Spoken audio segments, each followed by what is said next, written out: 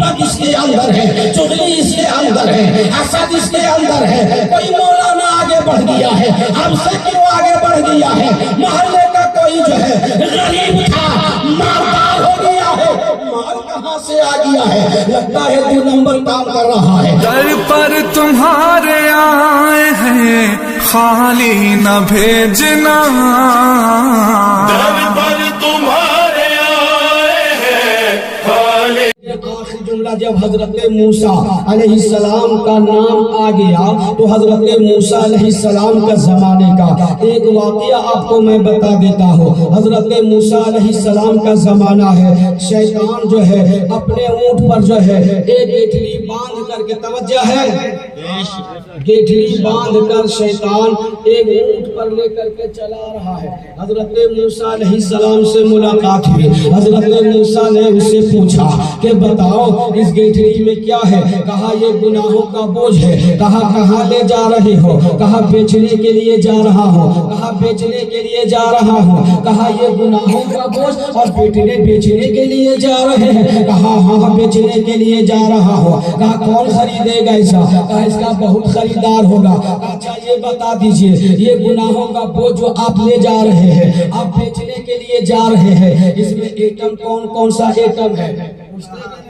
اس میں کون کون سا ایٹم ہے؟ مال کیا کیا ہے جو آپ لے جا رہے ہیں؟ حضرت موسیٰ نے جب اس سے پوچھا کہ بتا اس گناہ کی گٹھلی میں جو تو بیچنے کے لیے جا رہا ہے اور تو کہہ رہا ہے ہاں اس کا خریدار بھی ہوگا، لیکن یہ بتا اس میں کون کون سا مال ہے، اس میں کون کون سا ایٹم ہے؟ تو وہ کیا کہتے ہیں جانتے ہیں؟ اس گٹھلی میں حسد بھی ہے، اس گٹھلی میں جلن بھی ہے، اس گٹھلی میں غیبت بھی ہے، اس گٹھلی میں چغلی بھی ہے، اس گٹھلی میں وہ لوگ بھی ہے جو علماء کے توہین کرنے والے ہیں، اس گٹھلی میں وہ لوگ بھی ہے جو پیغمبر کی بارگاہ میں گستاخی کرنے والے ہیں۔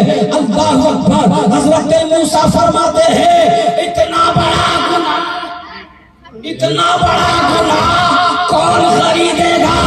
اے موسیٰ آنے والا آخری پیغمبر، امام الانبیاء، تاجدار انبیاء کی امتی خریدے گی۔ آج نبی کی امتی اس گناہ کو خرید رہی ہے کہ نہیں؟ غیبت اس کے اندر ہے، چغلی اس کے اندر ہے، حسد اس کے اندر ہے۔ کوئی مولانا آگے بڑھ گیا ہے، ہم سے کیوں آگے بڑھ گیا ہے؟ محلے کا کوئی جو ہے غریب تھا، مالدار ہو گیا ہے، مال کہاں سے آ گیا ہے؟ لگتا ہے 2 نمبر کام کر رہا ہے، لگتا ہے 3 نمبر کام کر رہا ہے۔ آج یہ امتی جو ہے موسیٰ علیہ السلام کے زمانے میں جو گٹھلی گناہوں کا گٹھلی لے کر کے چلا رہا تھا اور جو بیچنے کے لیے آ رہا تھا، آج ہم لوگ خرید رہے ہیں یا نہیں خرید رہے ہیں؟ اگر نہیں خرید رہے ہیں تو پھر سے بچنے کی کوشش کیجئے، حسد مت کیجئے، جلن مت کیجئے، غیبت مت کیجئے، چغلی مت کیجئے، اپنے بھائیوں کی مدد کیجئے اور یہ مت سوچئے کہ میں کسی کو کھلاتا ہوں تو کھاتا ہے، ارے جس کو رب کھلائے وہ سے دوسرا کیا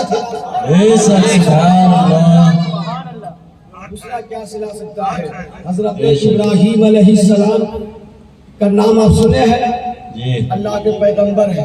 میں گفتگو کو اس لیے بدل دیا تاکہ وہ گفتگو جو تھی وہ تفسیر والی بڑی گہری، سمجھ گئے بات؟ اور میں چاہ رہا ہوں کچھ جملے آپ کو دے کے جاؤں تاکہ اس پہ آپ عمل کریں۔ وہ گفتگو میری علمی گفتگو ہے اور وہ بڑے بڑے جلسوں میں علماء کے سامنے بہرحال حضرت موسیٰ علیہ السلام کا معمول تھا کہ جب تک کوئی مہمان نہیں آ جاتے کھانا نہیں کھاتے۔ توجہ ہے؟ جب تک کوئی مہمان نہیں آتے کھانا نہ کھاتے۔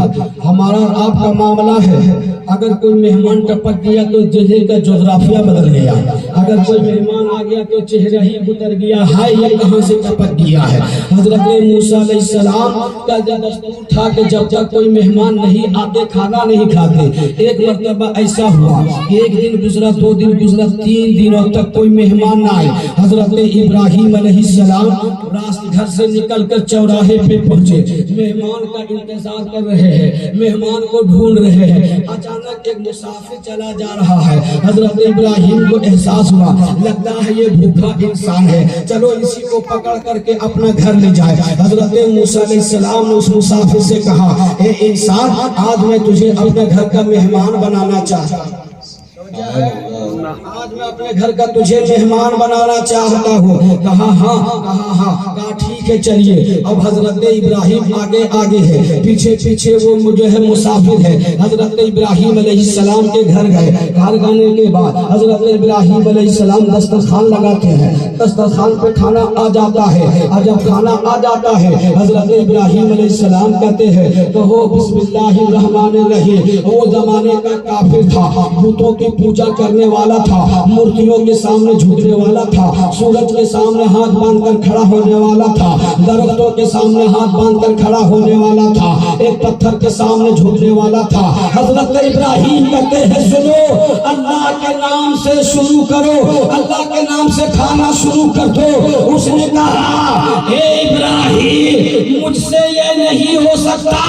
کہا کیوں؟ کہا میں اپنے باطل خدا کی جو ہے سے بے وفائی نہیں کر سکتا. توجہ, میں اپنے باطل خداؤں کے ساتھ بے وفائی نہیں کر سکتا ہے. اب بتاؤ, ایک زمانے کا کافر ہے جو باطل خدا ہے, کہہ رہا ہے میں اپنے خدا سے بے وفائی نہیں کر سکتا ہوں. یار تم کیسا بندہ ہو جو اصل میں مالک ہے, جو اصل میں خدا ہے, اس کے ساتھ تو بے وفائی کر رہا ہے, اس کے ساتھ تو بے وفائی کر رہا ہے. اب بے وفائی کر رہے نہیں کر رہی ہے, وہ کر رہے ہیں, وہ تو آپ ہی سمجھ سکتے ہیں, میں تو بول نہیں سکتا.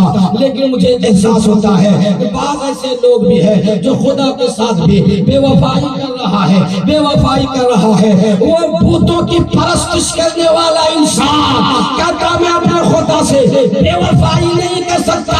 کہا کیوں؟ کہا میں بتوں کی پوجا کرنے والا ہوں اور تو مجھے کہتا ہے ایک اللہ کا نام لے کر کھانا شروع کرو. یہ تو میں نہیں کر سکتا, یہ تو میں نہیں کہہ سکتا. اتنا کہنا تھا. حضرت ابراہیم نے کہا تو اٹھ میرے دسترخوان سے, اٹھ جا میرے دسترخوان سے. علامہ صاحب سے پوری تفسیر سمجھ لیجیے گا. اٹھ جا میرے دسترخوان سے. حضرت ابراہیم علیہ السلام اس کو دسترخوان سے اٹھا دیا. کہا جب میرے اللہ کا نام لے کر تو کھانا شروع نہیں کرے گا. کہا نہیں, میں اپنے بتوں کا نام لے کر شروع کروں گا. کہا نہیں, میرے اللہ کا نام لے کر شروع کرنا ہوگا. کہا نہیں کرے گا تو اٹھ جا. بیچارہ دسترخوان سے اٹھ گیا. بیچارہ دسترخوان سے بغیر کھائے پائے اور پیے اٹھ گیا. بتاؤ, جس بھوکے انسان کے سامنے کھانا رکھا ہوا ہو, جس بھوکے انسان کے پیاسے انسان کے سامنے پانی رکھا ہوا ہو اور پھر اسے کھانے نہ دیا جائے, پھر پانی پینے کے لیے نہ دیا جائے, اس کے چہرے پر کیا اثر ہوگا, اس کے چہرے پر کیا گزرے گا. بہرحال اٹھا دیا گیا دسترخوان سے. وہ جا رہا ہے. جیسے ہی گھر سے نکلا رب نے ارشاد فرمایا اے ابراہیم تیرے دسترخوان پہ جو مہمان آیا اس کی عمر کتنی تھی, پتہ اس کی عمر کتنی تھی. حضرت ابراہیم فرماتے ہیں اے پاک پروردگار اس کی عمر 80 سال کی تھی, اس کی عمر 80 سال کی تھی. اللہ نے ارشاد فرمایا اے ابراہیم 80 سال سے میں اسے کھلایا ہے اور تو ایک دن اسے نہیں کھلایا. 80 سال سے میں اسے کھلا رہا ہوں اور تو ایک دن اسے نہیں کھلا سکا ہے. اللہ اکبر. اتنا کہنا تھا. حضرت ابراہیم علیہ السلام پھر گھر سے باہر نکلتے ہیں اور اسی کو تلاش میں نکل جاتے ہیں. گلی جا رہے ہیں, راستے چلے جا رہے ہیں. کیا دیکھتے آبادی سے باہر ایک پہاڑ کے اوپر وہ انسان جو ہے چڑھتا چلا جا رہا ہے. حضرت ابراہیم آواز دیتے ہیں اے لوگوں سنو, اے انسان سنو. اب بتائیے جس کو دسترخوان سے بھگا دیا گیا ہو پھر وہ بلانے کے لیے جائے گا, وہ واپس آئے گا, خوفداری ہو جائے گا, ڈر ہو جائے گا. لیکن بار جب حضرت ابراہیم کہہ رہے ہیں آؤ میرے قریب آ جاؤ, خوف نہ کھاؤ, آؤ میرے قریب آ جاؤ, ڈر نہ کھاؤ. جب اتنا حضرت ابراہیم نے کہا پھر وہ پہاڑ سے نیچے اترا, حضرت ابراہیم کے پاس آئے. کہا چلو دسترخوان سے کھانا کھا لو. کہا میں بول دیتا ہوں, میں اپنے अपने रब का नाम लूंगा, तेरे रब का नाम नहीं लूंगा। मैं अपने खुदा का नाम लूंगा, तेरे खुदा का नाम नहीं लूंगा। कहा ये तेरी मर्जी है, कहा ये तेरी मर्जी है, लेकिन चलो दस्तरखान से खाना खा लो। फिर हजरत इब्राहिम उसे लेकर के आते हैं और उसे खाना खिलाते हैं। खाना से फारिग हुआ, वो मुसाफिर उसे पूछता है, ए इब्राहिम अलैहिस्सलाम, ये तो बता दीजिए, जब पहली बार दस्तरखान पे बैठा था आपने कहा था बिस्मिल्लाह पढ़ो, मैंने इनकार कर दिया, आपने दस्तरखान से उठा दिया, लेकिन दोबारा फिर आप बुला करके लाए हैं, मुझे दस्तरखान पे खिला भी रहे हैं, आखिर मामला क्या है, आखिर बात क्या है? हजरत इब्राहिम फरमाते हैं कि सुनो सुनो, पहली बार जो मैं तुझे खिला रहा था ये मेरी मर्जी, दूसरी बार बुला के खिला रहा हो ये रब की मर्जी।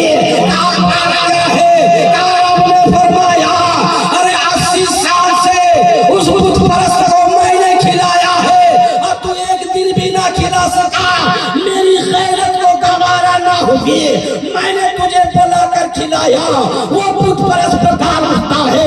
ए इब्राहिम अब गवाह हो जा, हकीकत में वही रब हुआ करता है जो बंदे को खिलाया भी करता है, सुलाया हुआ करता है, जो बंदे को खिलाता भी है, बंदे को सोलाता भी है, बंदे को जगाता भी है, वही रब है। अब रब जब खिलाता है तो ये नहीं देख रहा है कौन जो है नबी का कलमा पढ़ने वाला है। रब जब खिलाता है तो ये नहीं देखता है कौन पुत्रों के सामने झुकने वाला है। रब जब खिलाता है तो ये नहीं देखता है कौन मुनाफिक है। रब जब खिलाता है तो ये नहीं देखता है कौन काफिर और मुशरिक है। सबको रब ही खिलाता है। अब उसकी अकीदे की बात है, चाहे उसका शुक्र अदा करे या उसका नाशुक्री करे, ये हिसाब किताब तो क़यामत का दिन होगा। दुनिया में जैसा करेगा उसके लिए अज़ाब बना करके रखा है, जहन्नम के तबके बना कर रखा है। इसीलिए अल्लाह का रसूल सरवरे कायनात सल्लल्लाहु तआला अलैहि वसल्लम इरशाद फरमाते हैं, ए लोगों जो काफिर और मुशरिक है उसकी नीयत और उसकी आरज़ू, उसके तमन्ना को दुनिया में पूरा कर दिया जाता है, दुनिया में ही पूरा कर दिया जाता है, दुनिया ही में दे दिया जाता है, और आखिरत में उसके लिए कोई हिस्सा नहीं रहता है। आखिरत में उसके लिए कोई हिस्सा नहीं। हाँ, आखिरत में जो गरीब है, जो मजदूर है, जो मुहताज है, जो अल्लाह की इबादत करने वाला है, जो अल्लाह की बंदगी करने वाला है, जो अल्लाह के हुक्मों पर अमल करने वाला है, दुनिया में मकबूल हाल होगा, लेकिन क़यामत के दिन जो है ये तमाम के सिलसिला उसे जन्नत में दे दिया जाएगा, जन्नत में दे दिए जाएंगे। इसलिए दुनिया में रह करके कुछ ऐसा काम कर जाओ, गरीब ही सही, मुहताज ही सही, लेकिन रब की इबादत का दामन न छोड़ो। इबादत का जो है, इबादत से मुंह मत फेरो। यहाँ इबादत करते रहोगे, इबादत का सिला क़यामत में मिलेगा। यहाँ को जो है क़यामत में अदा कर दिया